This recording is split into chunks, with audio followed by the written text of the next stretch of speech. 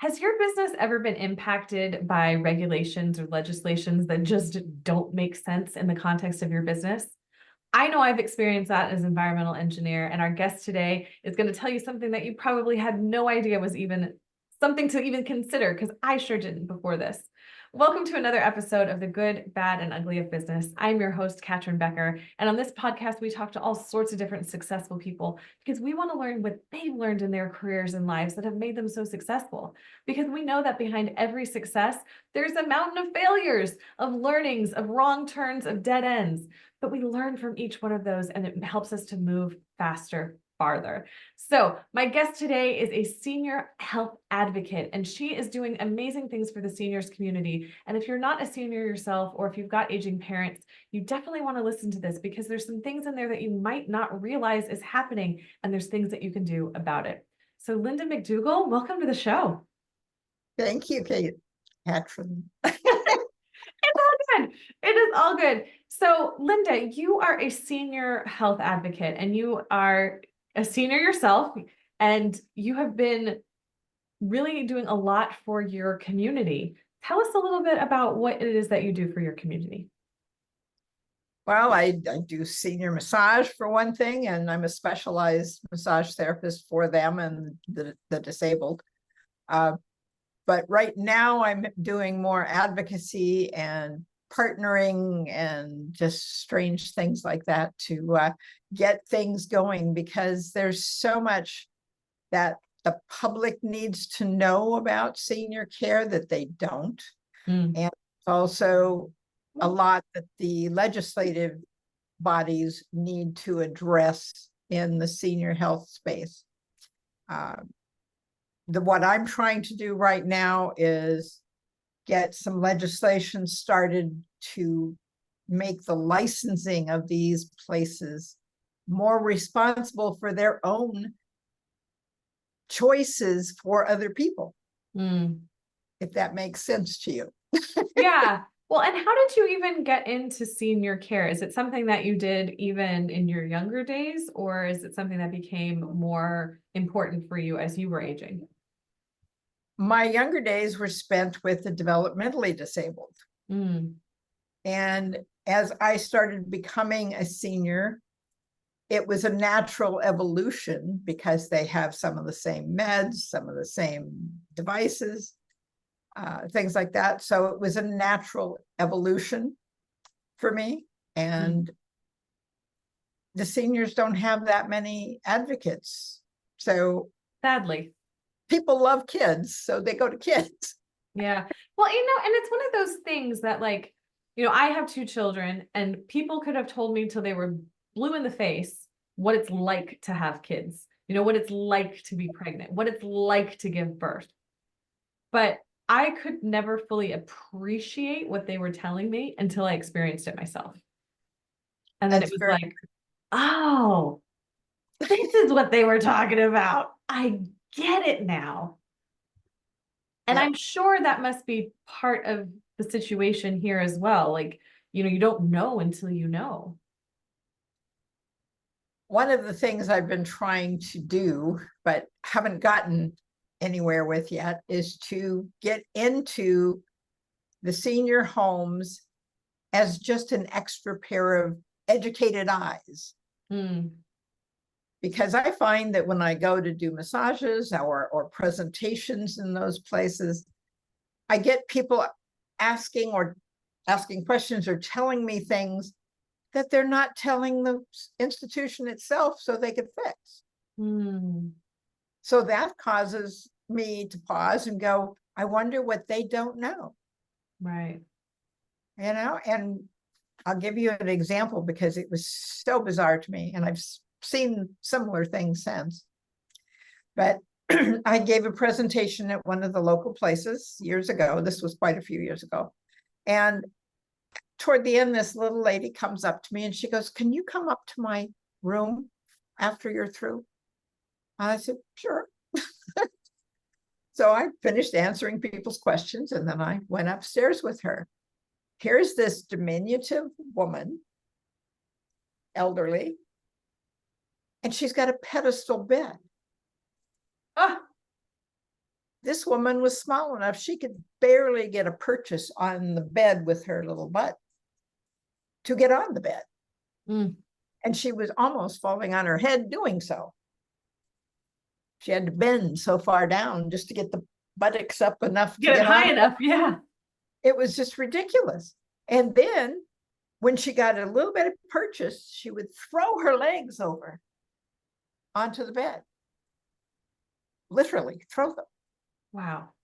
And then she would claw her way into the center of the bed. Every day she had to do that. Yeah. And nobody had recognized any problem. Nobody had done anything about it. And I don't even know why they even let that move in with her. Mm. I mean, that should have been all these things.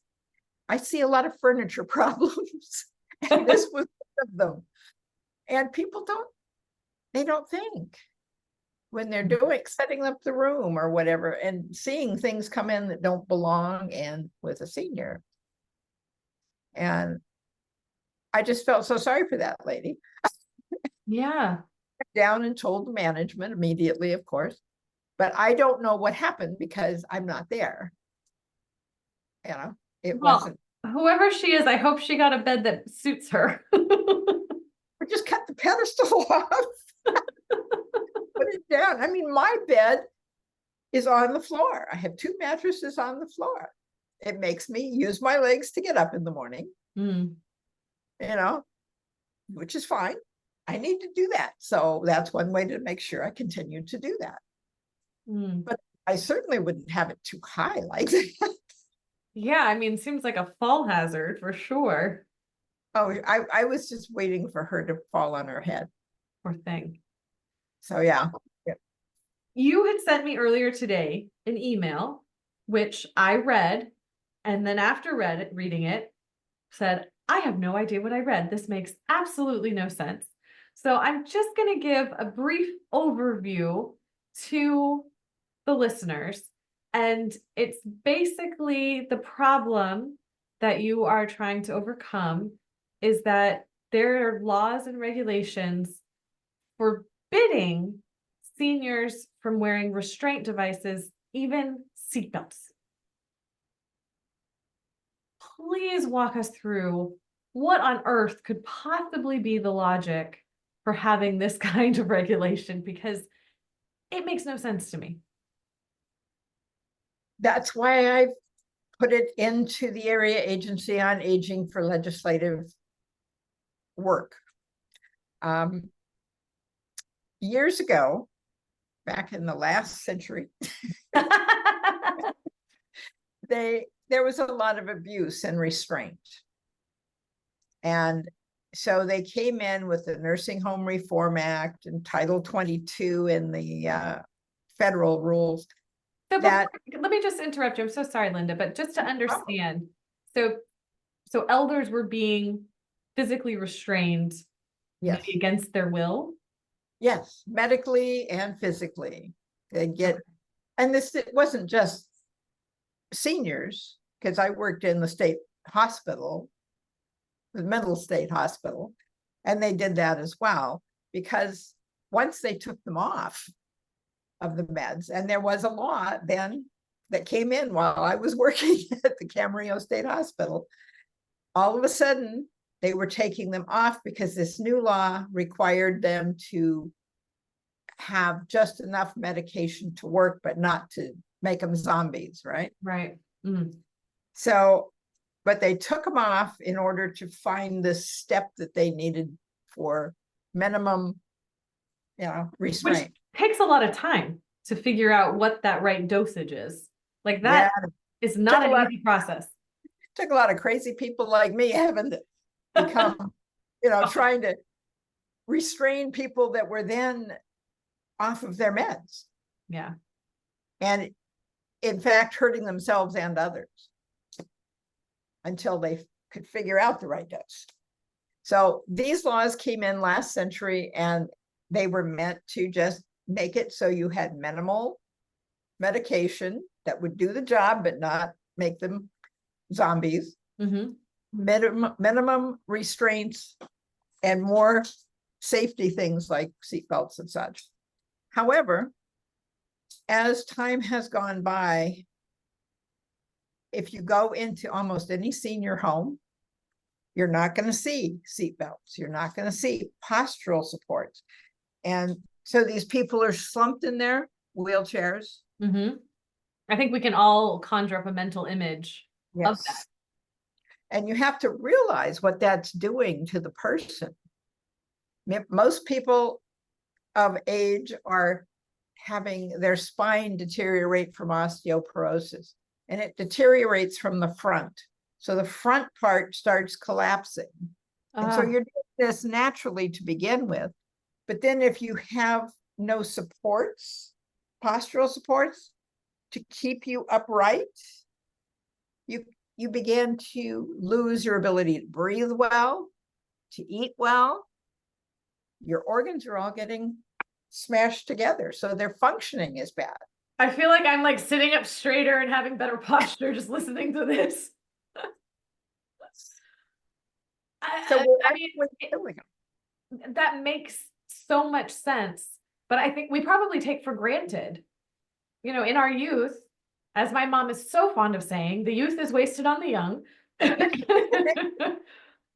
That we take for granted that our spine keeps us upright and we have muscles to keep our posture and our abs and all of that stuff. And that gets weaker as we age. It gets weaker as we age. We grow a lot more scar tissue in our bodies as we age. And that alone will kill us in the end, because it ends up going into all the systems and shutting down gradually. So you're not helping people by letting them be like this. You know, if you can't breathe fully, if you can't, I've seen people literally with their chin on their chest being fed. Their head is that far down. Oh, and they don't have the neck muscles necessary. And there are, I also ran 2 group homes for United Cerebral Palsy's adults years ago. And these people could get, and they are under the same rules, mind you, the Title 22, and they could get everything they needed from head to toe. Wow. Seniors can't. Now, why is that when they're under the same rules and regulations? That makes no sense. So, and just to help everyone following along, because it is a bit madness, is there were restraint laws that were then overused. So then, of course, the pendulum swung back the other way and said, okay, no restraints. Restraints are bad. So now we're living safety devices. Safety devices are restraints and bad.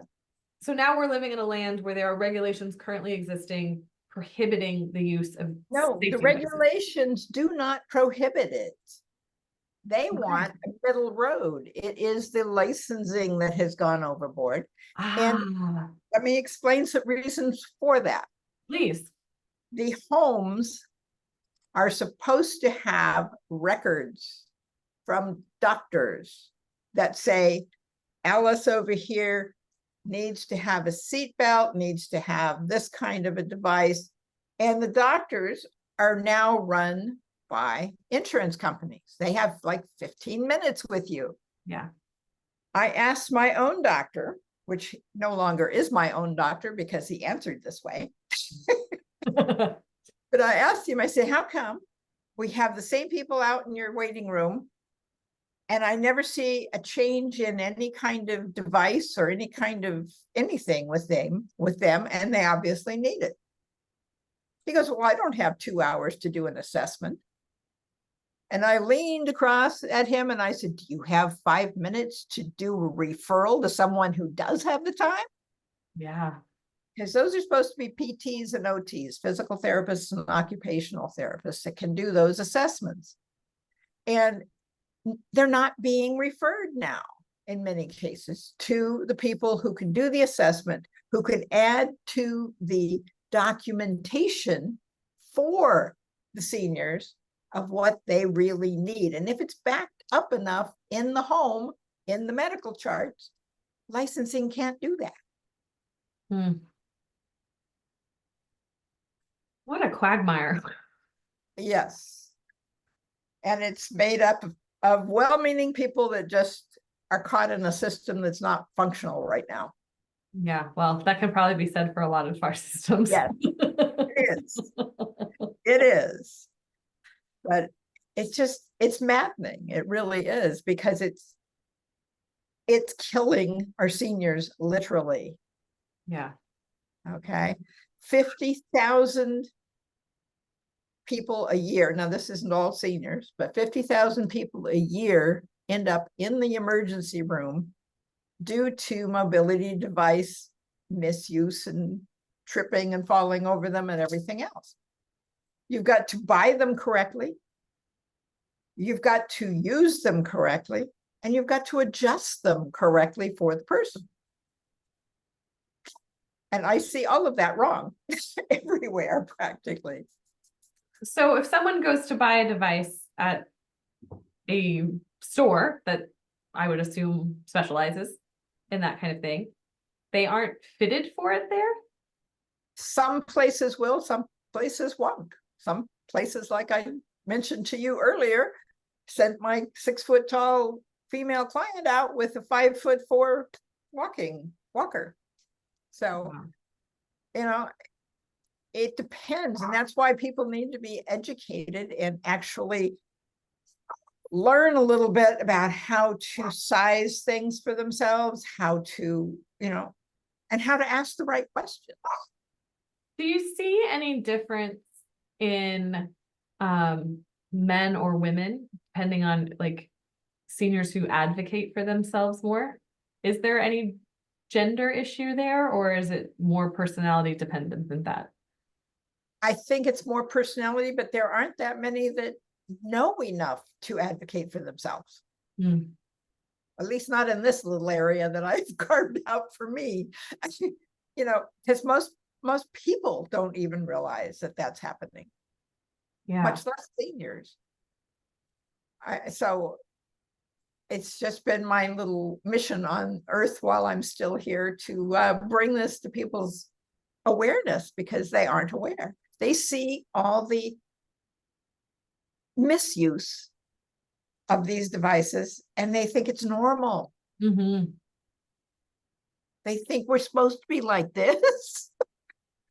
That's such a good point of thinking this is how it's supposed to be, and never actually challenging, okay, but is it the right thing? And why can't it be different? Yeah. And it can be. As I told you before we started, I'm 76. I just turned 76 last month. Happy birthday. Thank you. And I'm still upright. I take care of my bones. And that's very important for you younger folks, to take care of your bones, because you don't want to end up crumbled like this. Mm-hmm. Because that just has you leaving the planet earlier and being less able to do the things you want to do earlier. Something that is coming to mind as we're talking through this is, it feels like in other societies, maybe outside of the US, maybe earlier in the US's history, that elders were given so much respect, right? Of the wisdom of their life experience, what they can share to the youngers. And it seems now like boomer has almost become like a negative term, like, oh, boomer, you don't know. It has become a negative term. I had somebody put that on one of my threads and I just went, boomer might. Yes, I may be a boomer, but I'm brighter than you are. I wouldn't be putting that on a boomer site. But there is some sort of disconnect there. And it seems like, unless it's, the children of the seniors maybe moving forward for them, or I don't even know. I mean, what are your thoughts on solutions for this, on how to get this out more? Because you're just one person.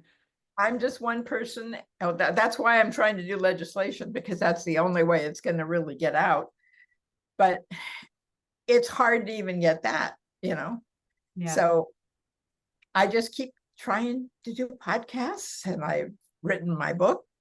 But although the book doesn't have the legislation piece in it. It has the mobility devices and things like that in it. But Well, tell us a little bit more about the book and where people can get it, because maybe that's a really good starting point for it's a starting point. Yeah. It's this, well, I have it over here. Wait just half a moment.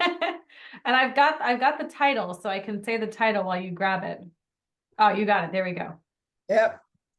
It's The Spirit Method of Massage for Seniors, Raising the Bar. And then it's a primer for massage therapists and caregivers. Because as I was writing it, I realized even though I was writing it for massage therapists, and some chapters are really for massage therapists, there was so much in it that caregivers could use. Mm-hmm. Because I'm also a holistic health practitioner, among many other things. So I do a lot of holistic health things. I just had a friend of mine ask me to do a check on her blood panel that she had done, because there were several things that were high, but the doctor hadn't bothered to tell her anything about them. So I said, okay, let me take it home and let me go see what I see, and then I'll come back and tell you. Well, everything was leading to either a problem with the liver or a problem with the kidneys. And she also had an extremely high vitamin B12 level. Oh. And so I went back to her and she goes, oh, well, I've got stage 3 kidney failure. I went, well, you could have told me that. That seems relevant to this discussion. And so I said, well, the knees make sense. And I said, I don't know about the B12 thing. And so I went back and started looking it up. And she had been taking the cheaper version of B12, which is not what you should be taking. It's the cyanocobalamin, and the cyano is cyanide. Same derivative. And I don't know why they put cyanide in a B12, because it's a poison. But for most people, they'll wash it out because it's a minor piece of it. Mm-hmm. But with somebody with kidney failure, That's a big deal. it's a big deal because they're stacking it up. Yeah. So they're poisoning themselves. So I had given her a spray B12 because I wanted her to have the methyl, not the cyano, methylcobalamin, because you have methyl pathways in the body. Mm-hmm. So the methyl goes straight into those pathways. You don't have to worry about breaking it down. Seniors don't break down things as well as younger people. So you want things that go straight in if you can get them, and sprays are one of those things. Isn't it crazy, like the things that we think we're doing that are for our health? You know, she obviously was taking B12 for, more energy and all the wonderful things that B12 does, and thinks she's doing the right thing, and yet it was hurting her. Yep, and I'm afraid a lot of people do that because they don't ask. Yeah. Until they're sick, like this lady was, and then she's asking me about things. And I'm going, oh my goodness, okay. So I told her, your B is so high, let's just go off of it for a little bit and see if we can get it back down to a semi-normal level, because you're obviously not flushing a lot of things out of your system with the kidney failure problem. Mm-hmm. And I think the B levels are supposed to be up to about 900, and she was at 1900 and something. Whoa. Yes, whoa. That's a lot. And normally seniors will have less B12 unless they're taking doses. Mm. That was interesting too. I had never seen a value that high. So I just went, oh my goodness. Now I'm not a doctor, okay? I'm not a doctor. So I told her that. I said, I'm not a doctor, but Yeah, not a doctor, not accepting that responsibility and liability. no. Something to talk about with your doctor. But he or she had not even talked to her about that. Mm. That's why she brought it to me. And that's kind of what happens in my life. It's people whose doctors are not are not talking to them. It is hard. I mean, I went in this year for a physical, had my, blood work drawn, and it all came back within range, but I was having some other issues. And again, you only see the primary care for 5 minutes if I'm lucky. And when I get the report back, it talks about all these things that we allegedly talked about. And I'm like, they didn't ask me how I'm sleeping. They didn't ask me about stress. Like, just how you doing? I'm okay. And then that's as far as it goes. And yeah, it's unfortunate that doctors don't have that luxury of time, because it is such an important piece of this puzzle to really dig in and understand. There is a movement for it among doctors to get back to private practice, but I don't know how they're going to do that and have people afford them without insurance. And the insurance is what's making them do 15-minute appointments at tops, Yeah, what drives it.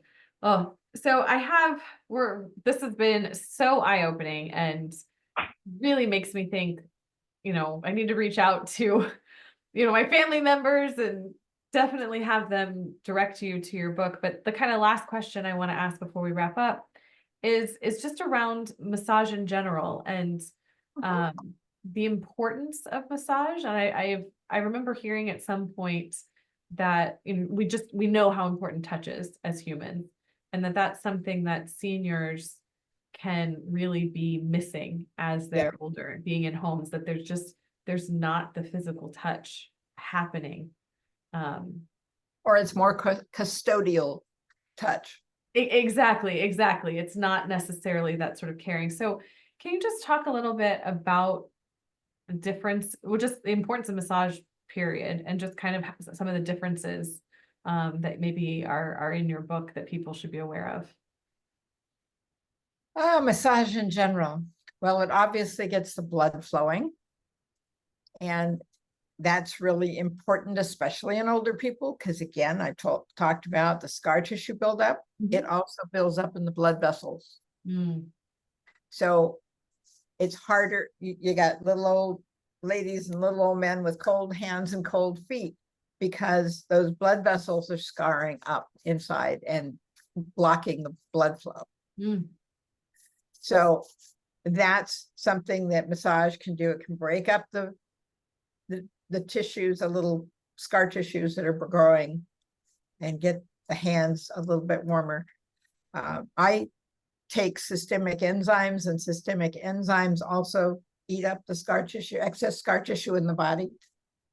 So I have pretty warm hands and feet usually. But yeah, massage can do so many things. I have a lady here that I work on that she was having trouble turning her leg. She was in one of our exercise classes and she goes, I can do almost everything, but I can't do this. So I said, okay, let me see what I can see. And right on the inside of her leg, next to the ankle, there was a big lump. And so I started working on that lump, and pretty soon she could turn her foot out. That was what she couldn't do, was turn her foot outwards. Interesting. So we worked on that for a couple of sessions just to make sure it stuck. And it didn't go back to going. Right. But that's the kind of thing you're trying to, and one of the things I try to do is, because seniors round, and if it's I'm like doing shoulder rolls. and you're doing in the correct direction, especially for seniors, you want to do backwards, not necessarily forwards, because you're forward all the time. Yeah. So you want to do the backwards. But yeah, I try to open up the chest area. So I go down on the muscles in the back and up on the spine in the back, because the spine, I don't have a pretty picture of a spine right here, but the spine is little chunk on little chunk on little chunk. So we round like this, but if you go up the spine, right at the spine, you can start closing some of those places that open when you round. They're supposed to be up. Okay. Yeah, that makes complete sense. And now I really want a massage. Well, I mean, you're 76 years old and you're still giving massages. How long do you think you can go? How long do you want to go? I love doing it. My problem is that the pandemic shut me down for years Yeah. because I was a senior, my clients were seniors. Everything changed after the pandemic for me. I had to start networking all over again. Mm. And I was going at 70 something, I've got to start all over again. I was thinking, geez. But almost everybody had died, left, changed jobs, done whatever. And so all of my networking people, almost all of them, were gone. And that was really, I'm just now, and I mean right now, beginning to see a tiny increase. Mm. I mean, I've had 1 or 2 clients all this time, just 1 or 2. And now I've got like 4. I'm going, whoa. This is wonderful. But the thing is, because I haven't done it in so long, I'm glad it's going slowly in a way because it gives me time to adjust again and get stronger again before I wipe myself out. Because one good massage could wipe me out for a while. I come home and sleep, Yeah, I don't think people really appreciate how physically demanding giving a massage can be. And it is. And I just love it. I mean, people who love me doing it for them are people who really want to have things like, okay, my leg needs to go out, my foot needs to go out. That person absolutely loves me, and she loves the fact that I got her leg going again. I bet. I mean, you're giving people back life. Well, another thing besides the opening up of the chest and trying to close the back, those kind of things, I also do a lot of work on the feet and the legs because you've got seniors go around in slippers, flat slippers, and that really takes them. Most of them do not need to be in flat anythings. They need foot supports. Yeah. And that's a whole other thing I've been trying to get through to people, because like I'm naturally flat-footed to a degree. I don't look like it if my feet are in the air, but if I stand on them, yeah, it looks like it. Yeah. And during the pandemic, I went barefoot in my house for almost a year before my feet started screaming at me, going, "What are you doing? Yeah. Help us." So I went and got some orthopedic slippers, and I have them to this day, and I love them because I can walk around in slippers that are orthopedic and I don't have my feet yelling at me. I mean, I know for me, changing to having more arch support in all of my shoes has made a world of difference for my knees and my hips. Yes. Well, it's all connected. They're all connected. Everything comes from the feet. Mm. And if they aren't supported, your knees go out of balance, your hips go out of balance, all the way up. Because one thing depends on the other thing being right. And it's just all the way up the body. Which is so true for our relationships, for our businesses, for everything. I mean, we are all within one and one within all. So, Linda, I have so enjoyed this conversation. It's been so eye-opening, and my mind is already racing on, who do I need to share this with? Who needs to hear this? So thank you so much for, following your heart to live this passion of yours. It hasn't made me rich, but at least it's made me happy. Hey, success is not always measured by numbers and cents. No, it isn't, but I wish it were to a degree. Isn't it great when it's both? So Linda, please share with everyone how they can get in touch with you and work with you and your area, can't speak, geographical area. I'm in Ventura County, just above LA County in California. I have a website, loveyourlongevity.com. and you can reach me through the website. The book is on the website as well, as are several other podcasts, some of my older and earlier ones. I need a VA to put up the other ones. But right now, not so much. Or you can just email me, arthritiscoach@gmail.com. I love that. I will have all of that information linked in the show notes of this episode, but I always love for the audio listeners when we can give it to them both ways. Oh, and another thing I do that you might want to know about is I have a thing called Nutrient Thieves in Your Medicine Cabinet. And I can take your medications and tell you what is being taken out nutrition-wise so that you can replace it properly. Oh, that's fabulous. Most people don't do that either. No, oh, that could be a whole separate episode, because yeah, that is definitely something that needs to be more talked about and people to understand. Well, we can do that too. Well, Linda McDougall, thank you so much for being a guest on here. I really enjoyed spending this time together. Me too. Thank you so much. And to the listeners, thank you so much for being here. We always appreciate your support. If you've enjoyed this episode, please make sure to like, share, subscribe, do all of the things that you know to do. Share this with someone who might not be aware of this and needs to know about it. And take a lesson from Linda that you can make change, no matter how small, no matter where you are, just by being you. Until next time, everyone, take care.